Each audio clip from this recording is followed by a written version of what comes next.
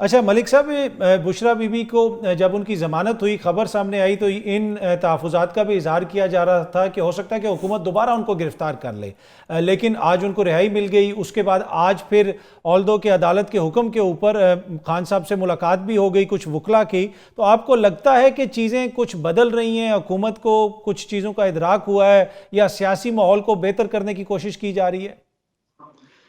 देखिए काज़मी साहब, मसला ये है कि कुछ चीज़ें बेहतर की जानी चाहिए, इसमें कोई दूसरी राय नहीं है। और बेहतर हो भी रही हैं। मेरे ख्याल में बुशरा बीबी अगर रिहा हुई हैं, अच्छी बात है। अगर उनके हवाले से जो भी मिशाल साहब बात कर रही हैं कि अगर कुछ सख्ती थी या उनके इलाज का मसला था, उनको इलाज मुआवजा भी मिलना चाहिए। हमारे यहाँ जो सियासत जिस इंतहा पसंदी पे चली गई है, मेरे ख्याल में इससे अगर आप पीछे नहीं हटेंगे तो हम आगे नहीं बढ़ सकेंगे। बदकिस्मती से तहरीक इंसाफ ने इसका भरपूर तरीके से इस्तेमाल किया।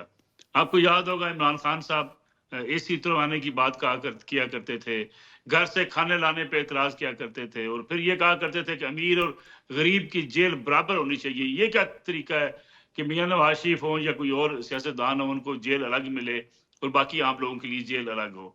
लेकिन बदकिस्मती से इस मुल्क की जो सियासी शाफिया है, उनकी जेल अलग ही होती है।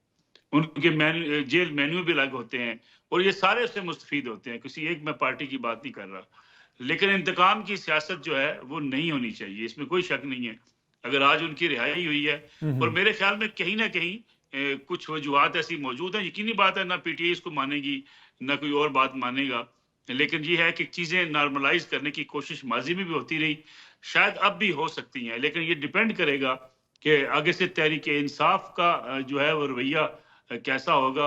क्योंकि अगर मुल्की सियासत में तहरीक इंसाफ ने रहना है, पीएमएल-एन ने रहना है, पीपल्स पार्टी में रहना है, तो इंतकाम के साथ तो आगे नहीं बढ़ा जा सकेगा। ठीक। सियासत में आप एक दूसरे से इख्तिलाफ करेंगे, एक दूसरे से सियासी लड़ाई झगड़ा करेंगे, एक दूसरे के ऊपर तनकीद करेंगे, लेकिन जिस सियासत में हम माजी में चले गए थे, मैं आपको याद करवा दूं, आपको ये भी याद होगा कि खान साहब ने एक दिन तकरीर करते हुए कहा था, शायद अफरीदी पीटीआई में आ जाओ वरना पख्तूनों में नहीं रह सकोगे। यानी इस किस्म की सियासत, या फिर जिस तरीके से लाहौर के अंदर अड्डा प्लाट के ऊपर जाके शेख रशीद साहब की तकरीर आपको याद होगी कि घरों से निकलो, आग लेकर निकलो और अपने इन सियासी मुखालफिन के घरों को आग लगा दो। ठीक। ये मेरे ख्याल में रियासत के लिए ये सियासत काबिल कबूल नहीं है। ठीक। पीटीआई अच्छी बात है, अगर पार्लिमानी सियासत सियासी माहौल के अंदर अपनी जमहूरी जिद्दोजहद करेगी तो मेरे ख्याल में रास्ते बनेंगे।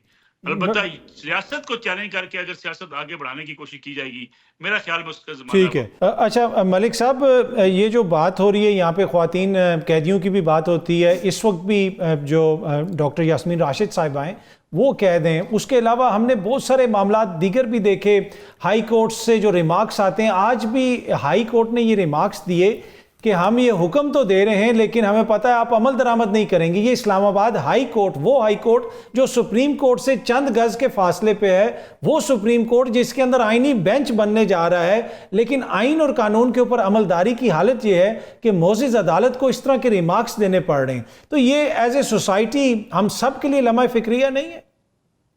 देखिए, मैं समझता हूँ अदालतों को रिमार्क्स देने की बजाय उनको फैसले देने चाहिए। हमारे यहाँ हर इदारे में जो सियासत आ गई है और जो ये मकबूलियत का हमें जो नशा हो गया, इसने हमें तबाह बर्बाद कर दिया है। मिसाल यूसुफ जई एक पॉलिटिकल वर्कर है, मैं उनका बेहद एहतराम करता हूँ, लेकिन जो मैं बात कर रहा था सियासी इंतहा पसंदी की, उसने न सिर्फ तहरीक इंसाफ के मुखालफिन को बल्कि तहरीक इंसाफ को भी अपनी लपेट में ले लिया। और ये इस जिसका आगाज किया गया, मैं समझता हूँ ये गलत हुआ। पीटीआई को ये बात मान लेनी चाहिए कि जिस नफरत या जिस इंतहा पसंदी की सियासत उन्होंने की, उसका आज नतीजा खुद भुगत रही हैं। मिसाल यूसुफ जई पॉलिटिकल वर्कर है, इनको एक जिम्मेदारी दी गई केपीके के अंदर, इनकी अपनी पीटीआई इतनी ट्रोलिंग की है, मेरे ख्याल में इनको भी गुस्सा आता होगा। अब तसव्वुर करें कि अपनी पार्टी के रहनुमा अगर किसी जगह पर उनको कोई जिम्मेदारी दी जाती है, उसको माफ करने को तैयार नहीं है। फिर अभी जो बात हम कर रहे थे, देखिए ख्वातीन का एहतराम, मैं समझता हूँ पाकिस्तान में जो ख्वातीन पॉलिटिक्स में आती हैं, शमीला फारूकी साहब ने बड़ी कुर्बानियां दी हैं, पॉलिटिकल वर्कर है, हमें रिस्पेक्ट करनी चाहिए ख्वातीन की। ख्वातीन के लिए सियासत में मुश्किलात हैं, इसलिए उन्हें हमें ज्यादा ऑनर देनी चाहिए। लेकिन जब आपकी लीडरशिप ये कहे, आप मुझे बताइए ये कौम क्या सबक लेती है? फिर उससे नीचे ट्रोलिंग होती है, फिर उससे नीचे लोग गालियां लिखते हैं, फिर एक कंपेन चलाई जाती है, ख्वातीन एंकर्स को टारगेट किया जाता है, ख्वातीन सियासतदानों को टारगेट किया जाता है। और सोशल मीडिया ने हमें तबाह बर्बाद करके रख दिया है। हम किसी की इज्जत एहतराम को छोड़ने को तैयार नहीं है। अभी अब प्रोग्राम खत्म होगा, देखिएगा आपके और मेरे जुमलों में क्या होगा नीचे। यानी किसी की मां को नहीं छोड़ा जाएगा, किसी की बहन को नहीं छोड़ा जाएगा।